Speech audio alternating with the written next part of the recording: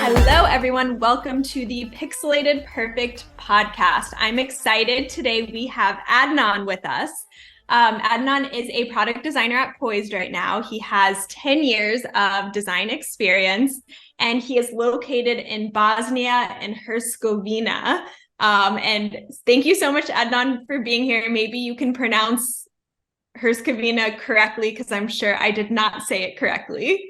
No, I think thank you for the intro. I think you did it good, even though the right way on the language is Bosnia and Herzegovina. But again, it is correct what you said. And yeah, thank you for the intro. I'm glad to be in your podcast. Yay, thank you so much. Super excited.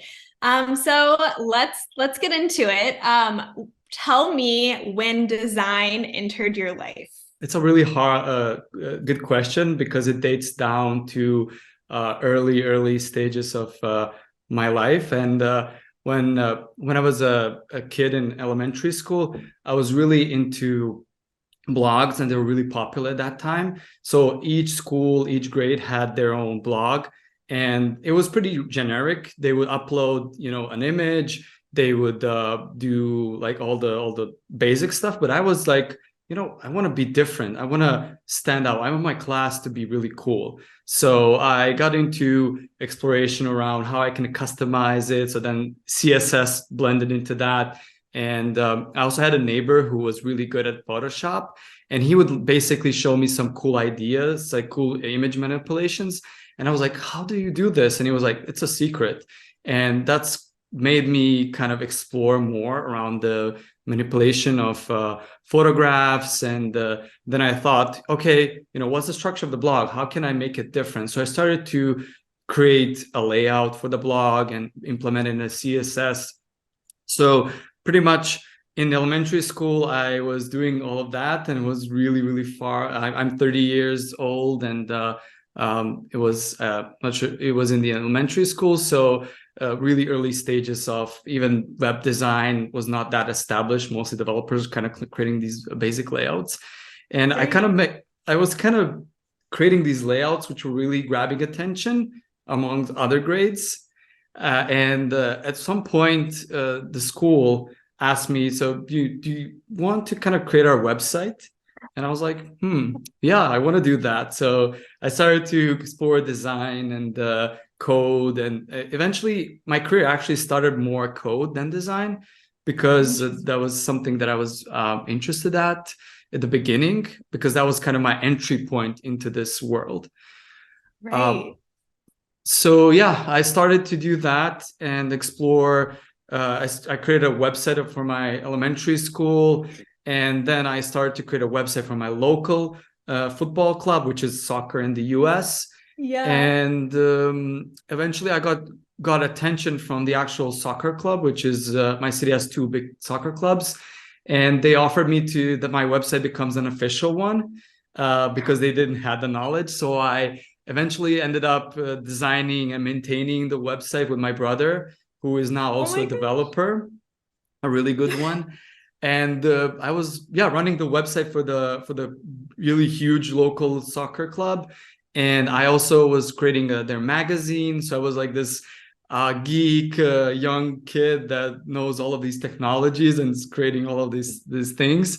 And in parallel with that, I started to like architecture a lot, and decided that I want to go in a high school that is following.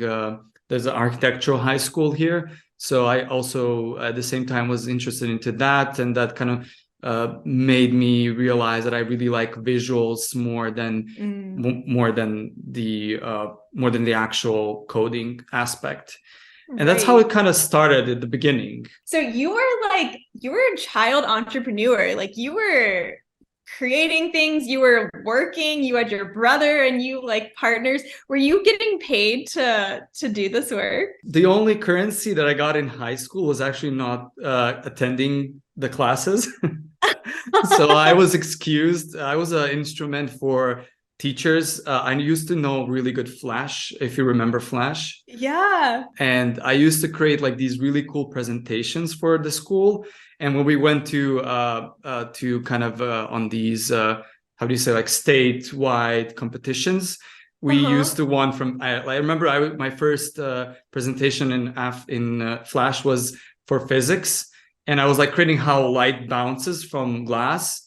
And basically everybody was on the presentation. I was like creating this Flash animation, and everybody in the on the it was like the entire state, it was like watching it, and it was fairly new, and everybody didn't believe that, you know, we were able to create all these animations about glass, about lights, about, you know, all of the stuff. Yeah. And in the end, I remember I had a picture of all of our entire you know, high team that was going onto the competition, and I found a brush on Photoshop on the web of an Albert Einstein, and I put it next to us. And, you know, it was like a kind of like a conclusion, and we won first place. So it was I'm sure. That's amazing. I feel like you're like a design celebrity there. Like you're like the one who designs. You're like the genius, the kid genius that did all the I was at my school, but probably there are other people that were also good in the other schools. That's a great start to your journey. I love hearing that story. So and I like how you were like doing some coding, and then when you started to realize you liked architecture, and like you basically really early on realized that you wanted to do kind of graphic design, web design, more of the like visual side of design. Yes, I was really amazed how great impact I was able to make with design, and especially when I was designing the magazine for the entire you know, club that was printed in thousands of pieces. And it was really amazed, like when I remember when the first version was printed out, was the first magazine ever the club had. And basically I know the stadium it's not a big stadium, maybe 10,000 seats, and because the stadium now it's more built, so it has more, but at that time it wasn't that big. So I remember like on each seat there was my magazine, and I remember I felt great that, you know, people are sitting and listening, and I felt like I have control over emotions and what people see and how people perceive the club. So I felt really good, and at the same time I wasn't paid that much, but, you know, I was always more because of the opportunity and not because of that. And then I realized that I like to create things that are visual. And that's why I decided I want architecture, because I kind of get that same excitement feeling when I was looking at buildings. I was a part of these forums, and I was sharing images of upcoming projects. I would go on site, had a digital camera from my aunt from the US. She was really in the early stages, so it was a really good camera. So I would kind of take pictures of construction buildings and post it on forums. So I was into that space of architecture, of visuals, which has kind of led me into early in the stage to go into design, graphic design, web design, and then eventually stepping into the field of user experience very early in my career, and then continuing on that path until today. Fascinating. Okay, so let's kind of rewind a little bit. So you talked about architecture in high school. So what happened? Like, did you go to like a specific type of high school? Did you get a degree in design? Like how did you kind of continue your education in design after your childhood start? Yeah, so in the meantime, when I was doing when I was going to high school in architecture, I was working on side projects and earning already some money while going on high school. So at that time, I was kind of into the architecture, because we have a high school that is only focused on architecture. So you learn the basics of architecture, so you can afterwards be more prepared when you go to actually the college or faculty, as we call it. And I was kind of really into that, but we had some of these subjects that were more kind of math based and calculation based. So I wasn't seeing myself. I was really excited when I used to draw on paper, like all the concepts of buildings, and especially when I was translating that to computers. I was in elementary school and even in high school, I was always really tech savvy because I really like computers. So I always knew everything about the tools, and I kind of liked that. So after high school, I went to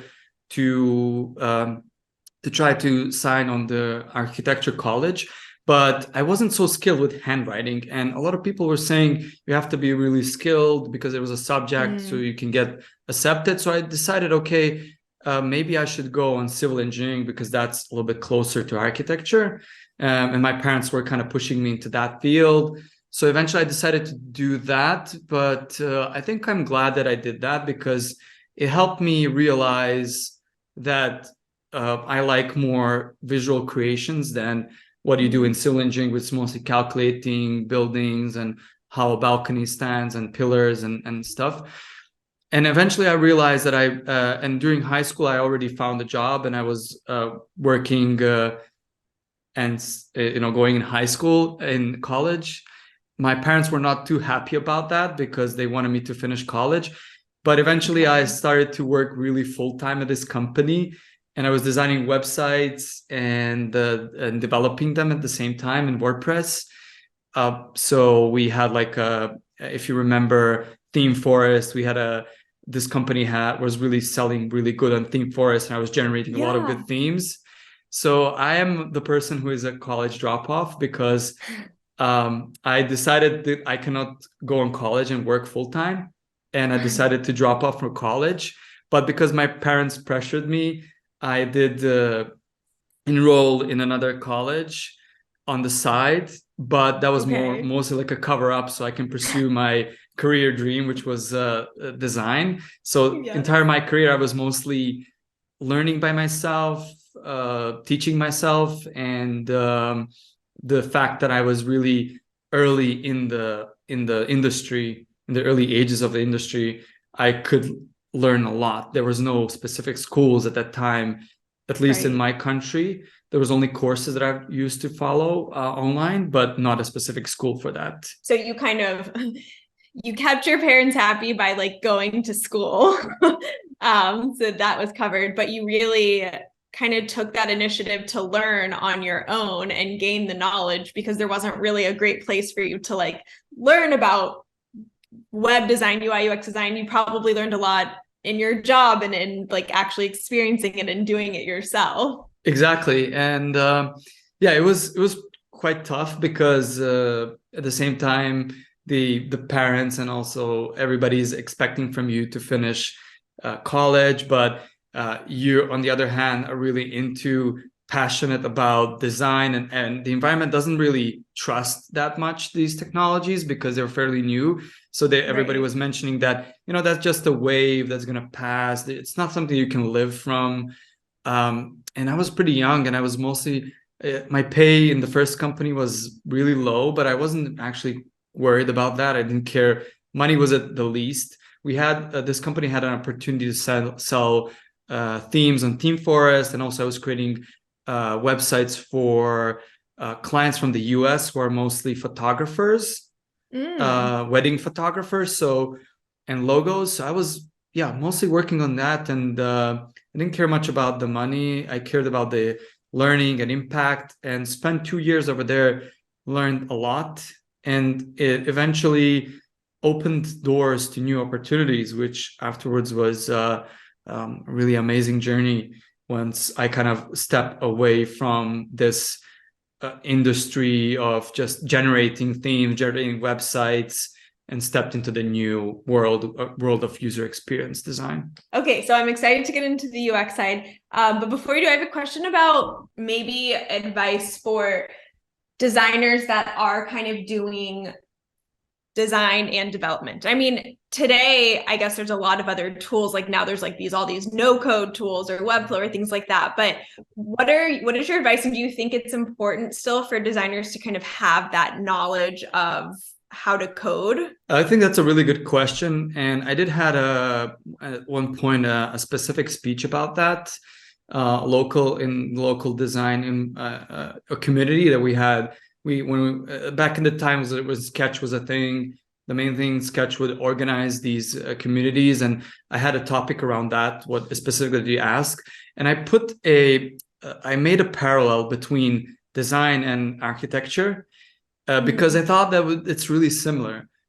Me as an architect, when I design a building, I have to know the basics of statics and some basic things, because that will allow me to design a building that can actually be possible to build. Of course, these rules are sometimes broken.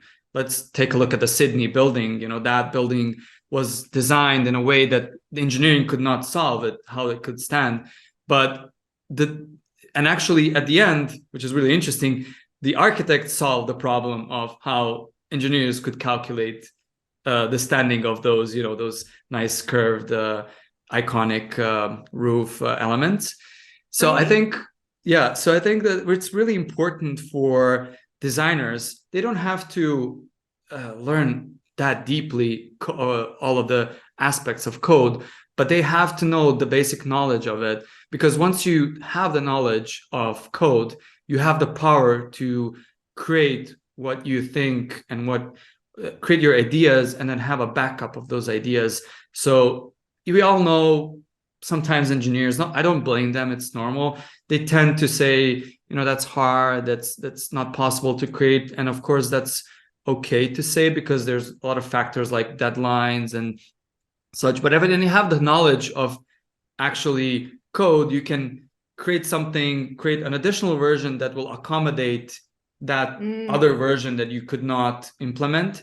And then you could say, okay, I know this is possible because I understand the basics of code. And also when you do QAs, if you know the basics of code, you can actually make your own iterations, suggestions, and then send that to a suggestion to the developer. But overall, I think it's really important for designers to know that, and they shouldn't be afraid of code, because code is not that complex. In essence, it can be when you dig deeper, but for us, what we need to know is the basics, and those basics are not complicated. And I encourage every designer to try. Once you try, first few days are hard because it's a new world that you step in. It's confusing. You cannot connect all the dots. But after some time, you get to understand the high level, the holistic level of code. And from that point, it becomes really easy. That's an amazing answer. I absolutely love that. I think that's like great feedback for designers that are trying to understand like what they need to know, what they need to learn, how it's going to benefit them. And I do think that a designer knowing code, a lot of things you said, like they can go in, and if a developer says no, they have more of the knowledge to say, okay, well, maybe if we do this or this or this, or in the QA process, you can literally just go in and say, no, this is what I was expecting. So I think it makes that the design dev handoff is always like kind of a sticky situation, and everyone's still trying to figure it out, right? But by you, the designer, knowing and having those tools to be able to code, it's going to make that relationship and help bring your designs to life in a better way. So I think that was really, really great advice. Of course. And I would like to add one more thing. We all know that Figma is trying to close the gap between design and development. And what's going to happen, and we can see that also with design tokens, is that Figma is trying to close the gap between our communication with designers and developers.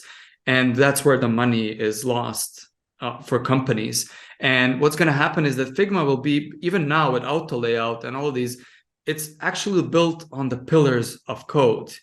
And if you know the basics of that, then imagine you can actually know Figma, and you can know even some of the code. And I think it's really powerful, and it's an essence for a designer to know these things, because that gives you a new toolkit and gives you more power and makes you stand out more from the rest. And it's not that hard to achieve that. Yes. Oh, amazing. Yes. I now feel like I need to go back in and be like, okay, Figma, like if I'm thinking about you from a dev perspective, like making sure that I understand kind of that output and those expectations from a developer, because Figma is that tool. And I do think that design tokens like coming and like becoming the new next step is going to be really, really exciting. So yeah, I think no matter what, it's like learn those basics of code because it's going to be really helpful in whatever you do and you design in the future. Oh, that was Totally amazing. agree. I love it. Okay, so amazing tangent, kind of getting back to, actually, I think this is a great segue into like you taking on more of that UI, UX, product design, user design. So when did that kind of hop in and how did you navigate that? Yeah, it was a pretty, I would say, sudden move. I was working in this company, which, like I mentioned, it was more like a industrial on track, generating logos, generating designs, really fast track. And I was, really efficient. And I thought that the efficiency is the only metric for being successful at the end of the day. But when I moved to the new company, which was a local company that was based in the US, and they had their US headquarters, and they also had here an office.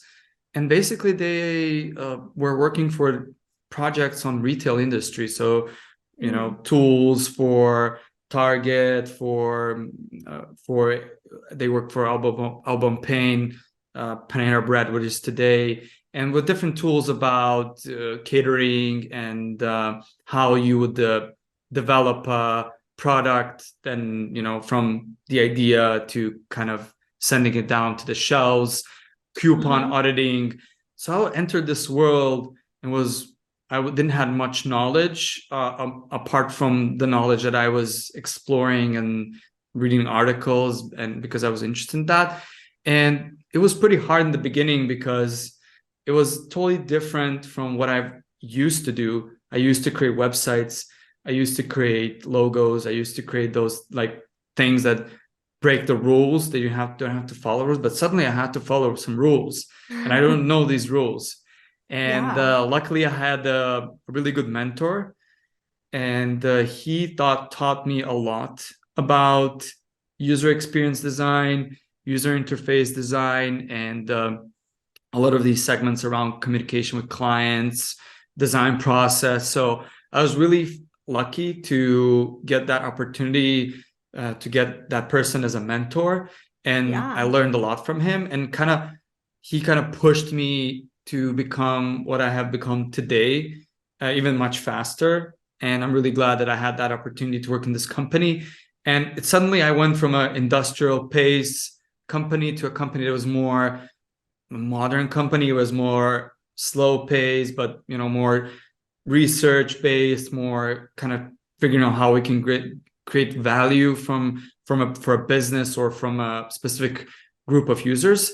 And that's how I started to do user experience, user interface design, mostly focused in the beginning on UI, but then afterwards, when UX was becoming more complex, I started to poke into UX, and eventually I started to lead projects on my own and communicate with the clients directly, which I really enjoyed doing, and I enjoy today as well.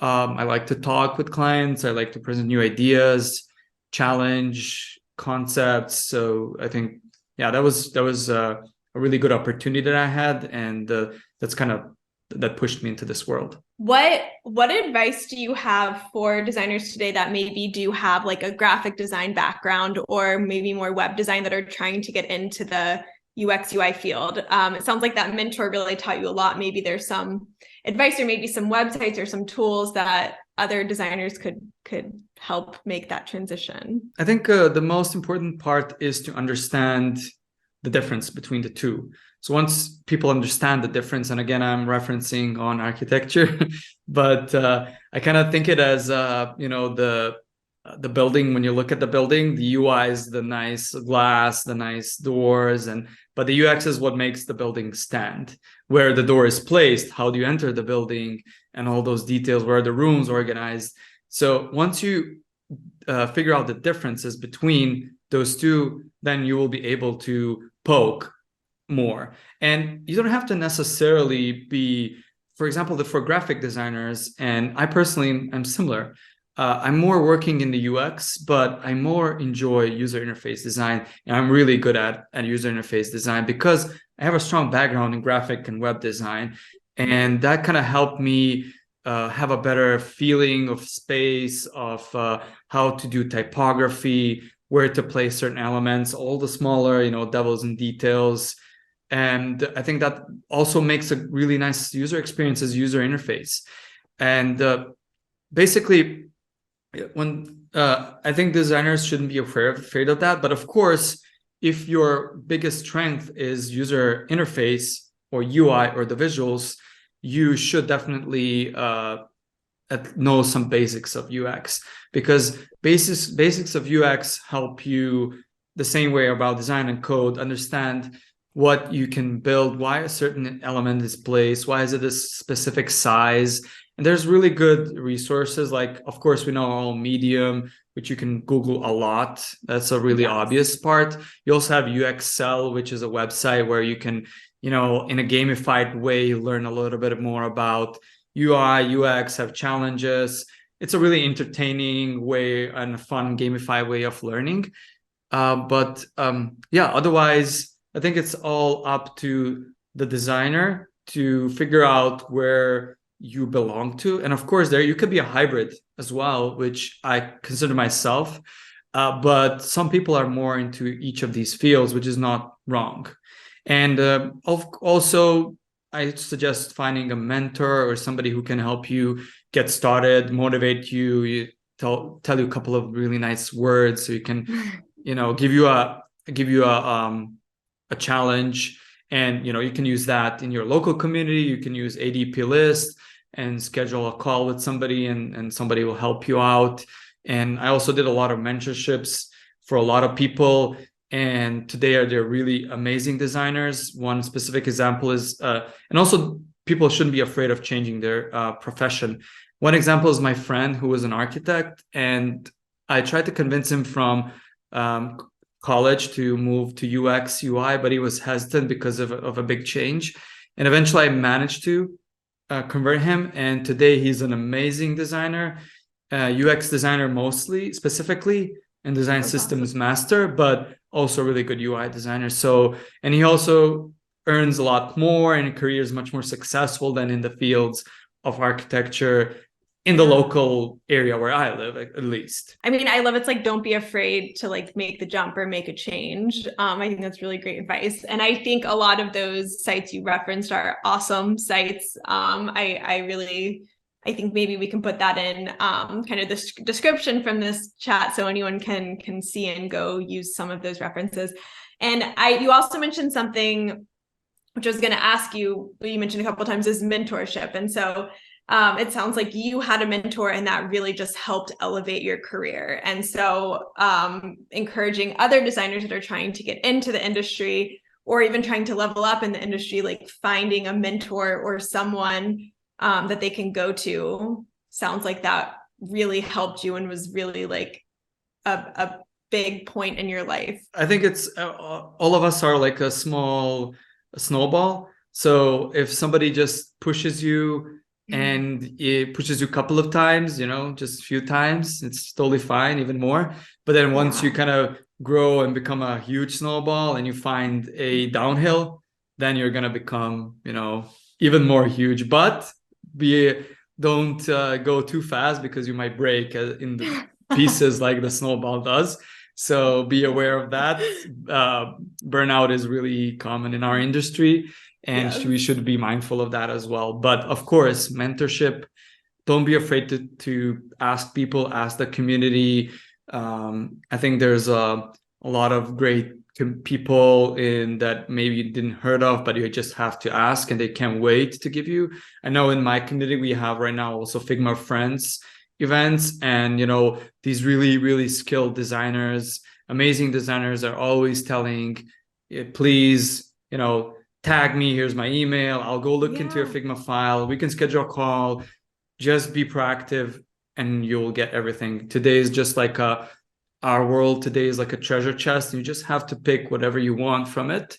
It's up to you to gain that momentum and just do whatever you need for your career to excel. Well said. No, that was beautiful. One last thing before we move on, I wanted to ask you about. You said that communicating with clients is something you really enjoy, and that you've kind of learned to do more of, and you like having that kind of ownership over being able to communicate with the client. Do you have advice for people that want to get better at communicating with clients and being able to defend their designs or be able to talk through their designs? Yes, like I mentioned before, I think knowledge is an important weapon for you. And for example, an easy step for everyone is to buy the book, which is called Laws of UX. Read all those laws. And once first of all, you will understand why a CTA is a specific color, why is it placed in a certain place, why, when you click on a drop down, it's not on the other part of the screen. So those are all logical things that we see, but, somebody made that so you don't see it, you don't think about it, you use it intuitively. And I think that knowledge will help you in communicating, defending your ideas, and also a lot of people, you have to try tools, because what is really important is to follow mental models. We're not here to invent new things. Of course, we do invent sometimes. I did work on a project that I couldn't find a reference because it was a new startup and everything was fairly new, and it was hard to understand what is a mental model of a user. What I mean by a mental model is a previous experience of a user. So you don't have to invent things necessarily, but if you are tech savvy, you use 10 tools, you saw how filters work, of course that you will leverage that knowledge and put it. And once client says, okay, but I don't think this is a good pattern, you can say, okay, I agree. I'm not I agree, but I understand your point of view, but here are 5 examples that I did in my research, and all of them use the same pattern, and they use this pattern because X, Y, and Z. And that's how you start to be more efficient in communication with client. And also, I think, just starting to do that, because a lot of people are either afraid of confronting the clients, they don't ask enough questions, they just, stand at the meeting, say yes to all. But you have to ask questions, you have to understand the context, and you have to break the ice and start. Your first interview will be a disaster. Your first meeting with a client will be a disaster, but the 10th will be great. And I suggest, for example, if you're afraid, start using ADP lists and just talk with mentors. That way you can, schedule more calls. And a lot of people are also afraid because at least non-US people are afraid to talk with clients because they don't have a good skill of English. And I think communication is very important. It helps you perceive your confidence and your clarity, and kind of helps you inspire people.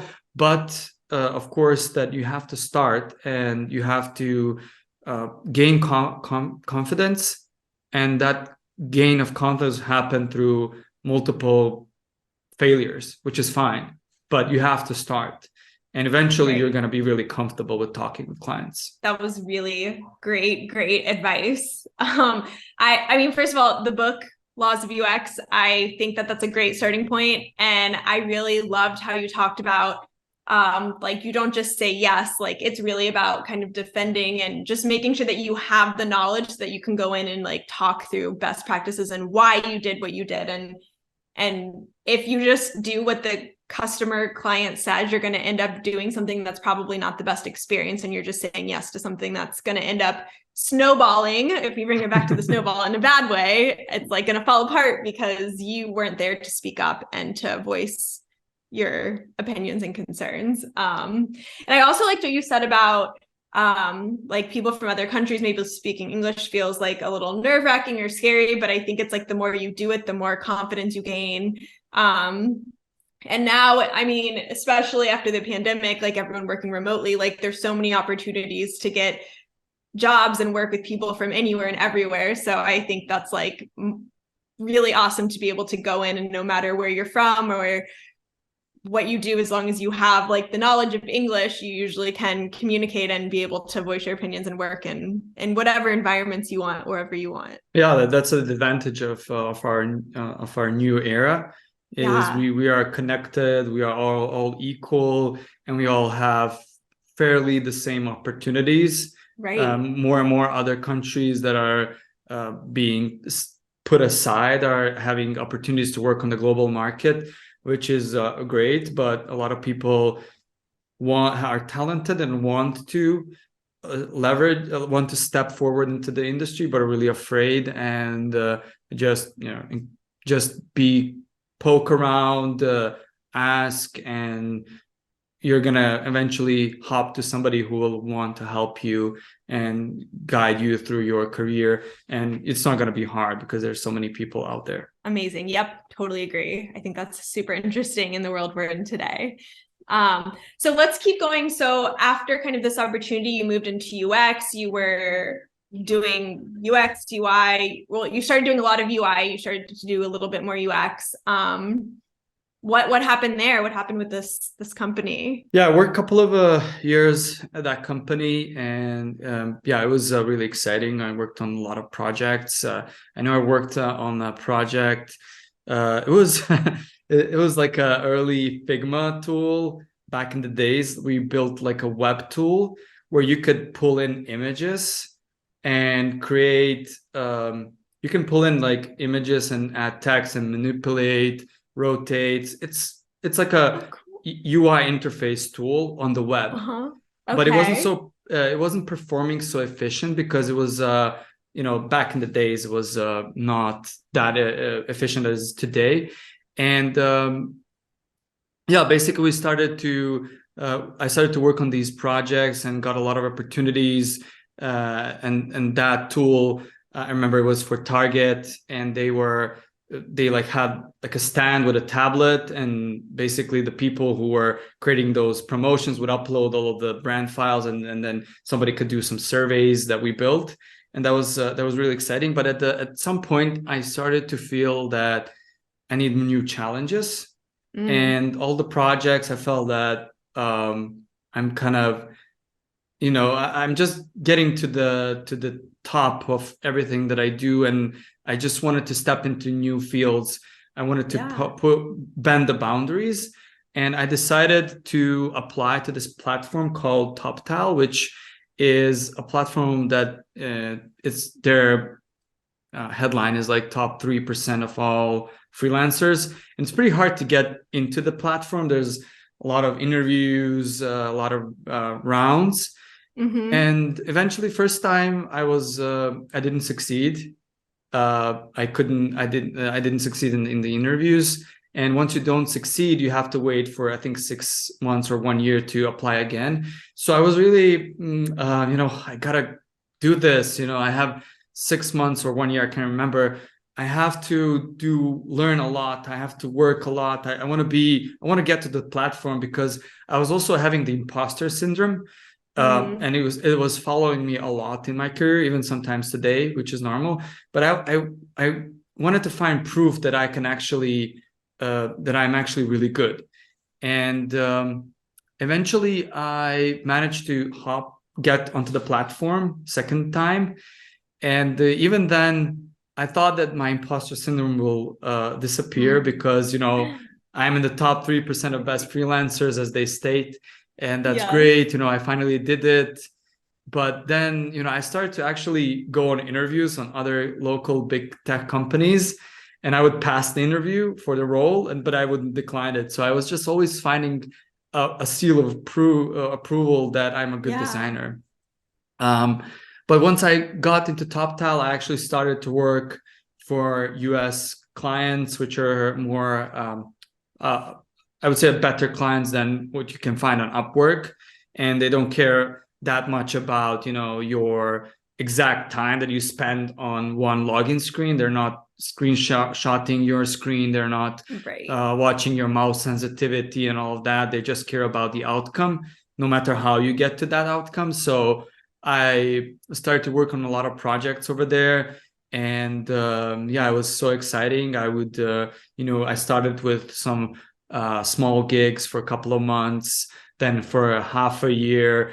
Then I eventually went into 3 years project. So it was really crazy, because I met a lot of amazing people, a lot of big companies, a lot of startups that had a lot of funding, and it was a really interesting journey on that platform. But eventually, I got new opportunities outside the platform, so I stopped working over there. But that was a really good excel of my career, just getting those really big opportunities for big companies, and putting me on a spotlight and giving me opportunity to prove myself and to prove value that I can provide to these companies.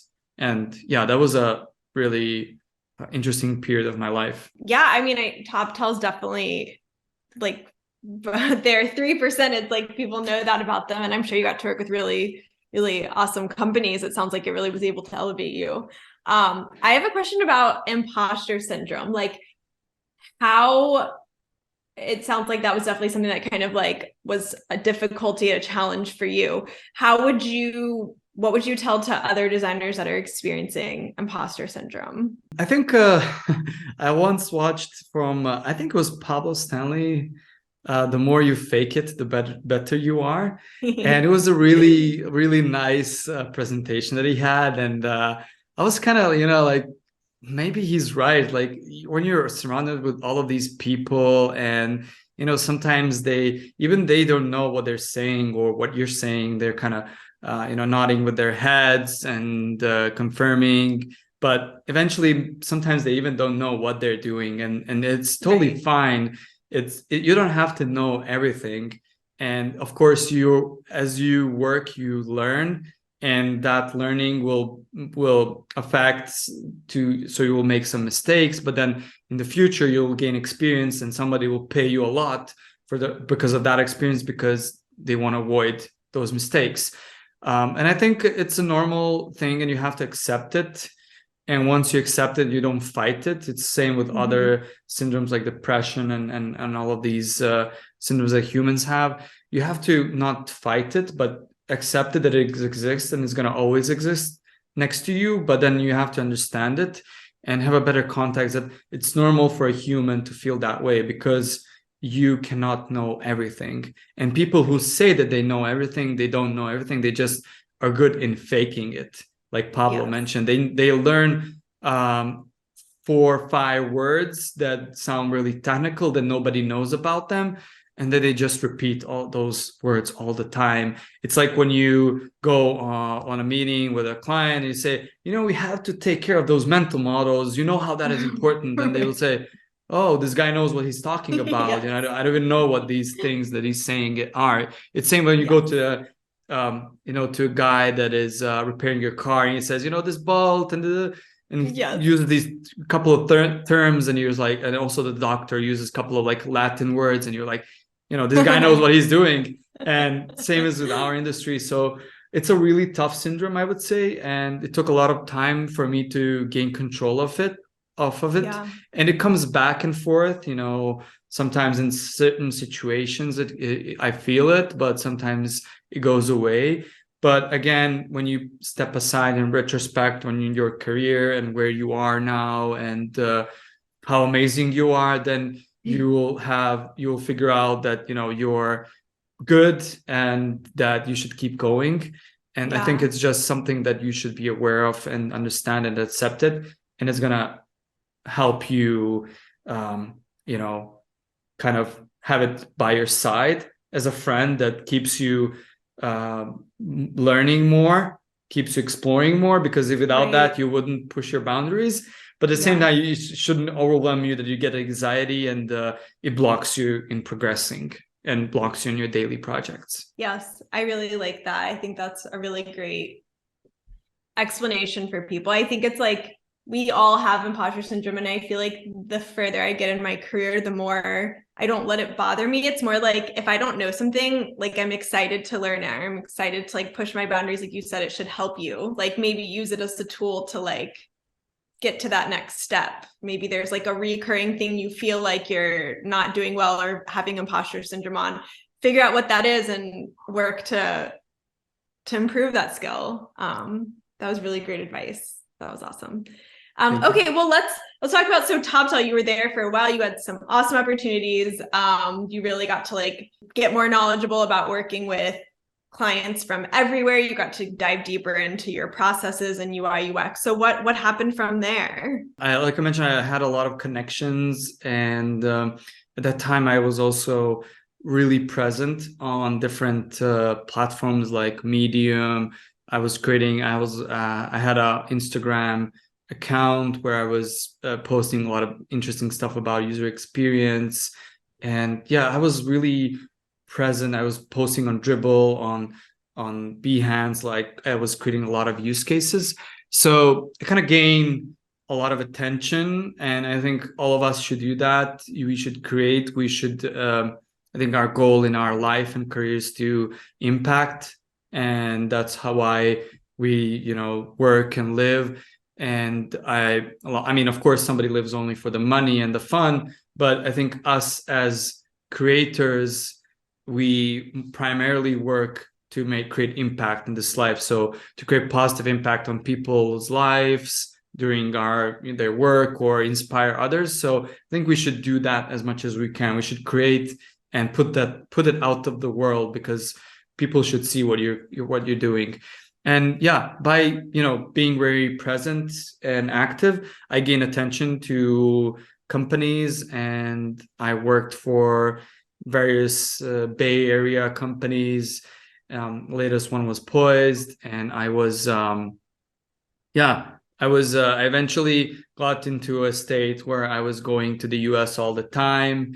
And this is the beauty of the modern world. Like, one person from Europe, from this really, really small 3 million tops country, is having an opportunity to go and work with people from California, from the Silicon Valley, from the center of all tech. And I was doing that. Eventually I was going to the US 5 or 6 times per year,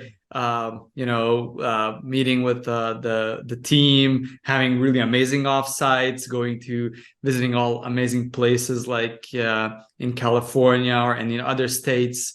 And it was an amazing journey on working for these startups, and connecting with people.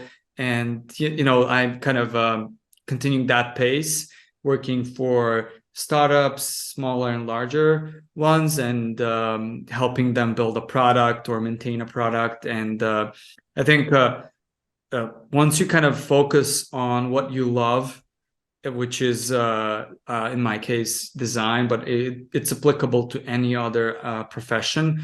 Once you are focused on that, and not on money and all of these material things, you eventually figure out, okay, I look behind me, and look where I am, how successful I am, how aside from that, I'm also earning really good. So people should focus on their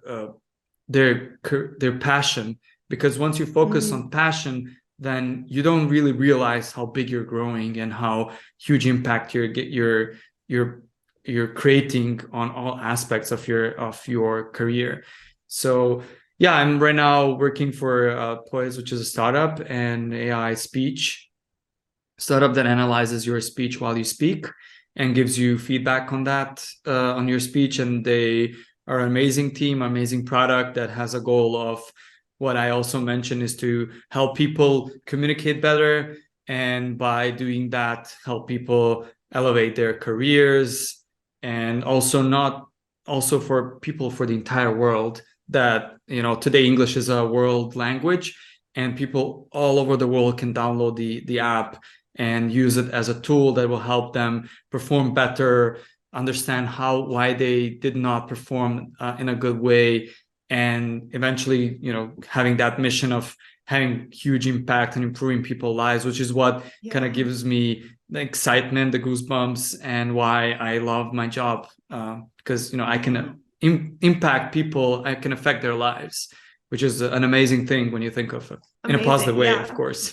Yes, of course. I think us as designers, we always usually feel an attachment to the products we're building. And I love what you said about like finding your passion. So like, as long as you get to work on products that like really resonate with you, I think that's really powerful. And it's like, that's what's going to set you up for success. You're going to want to keep learning. You're going to want to grow. Like all the good things happen when it's like synergy between what you get to design, and it kind of following along with what you love.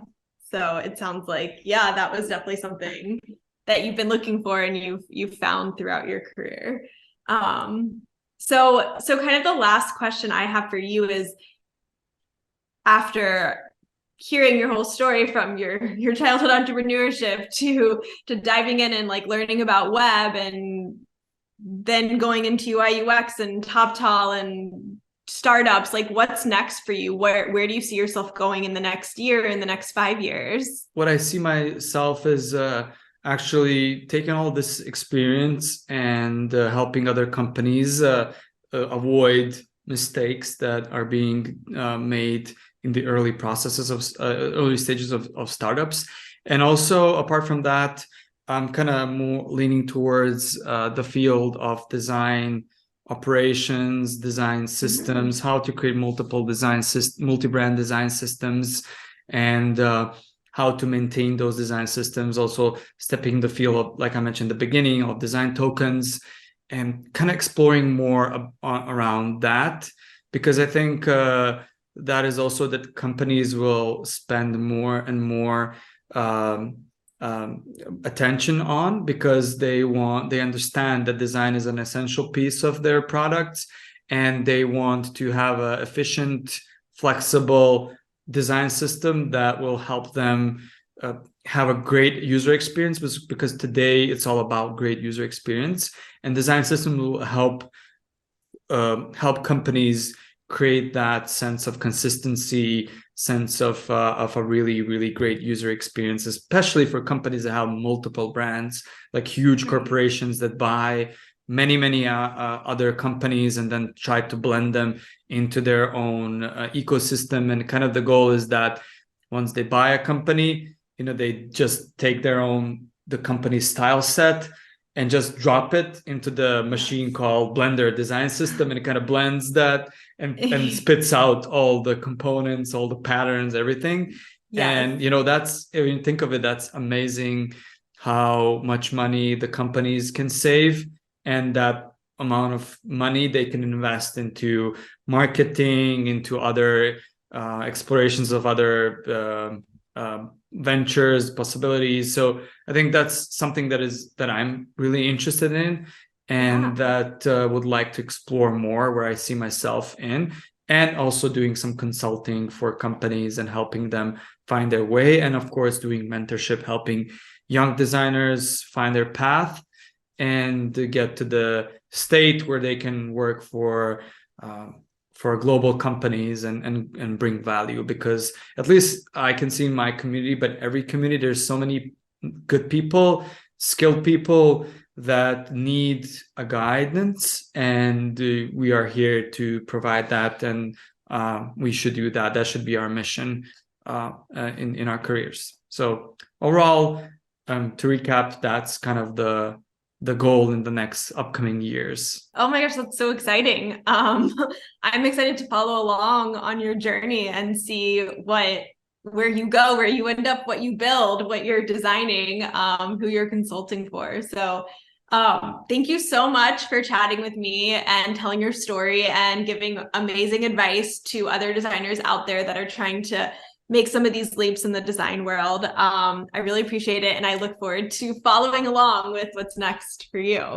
Yeah, I enjoyed our conversation, and thank you for giving me the opportunity to tell my story, and hopefully some designers out there or anybody will find this inspiring, and they will start to roll that snowball and become a big one. And I think you should never stop, because there are tough times, but it's a cliche, but it's true. There are tough times, but rainy days, but eventually they pass, and then good times come. But you're never gonna expect that there will be fully good times. There will be ups and downs, challenges, but that's part of our life. That's part of what makes life interesting is that we have challenges that we need to solve. So encourage everybody to pursue their dreams, and I hope this makes at least 0.001% impact.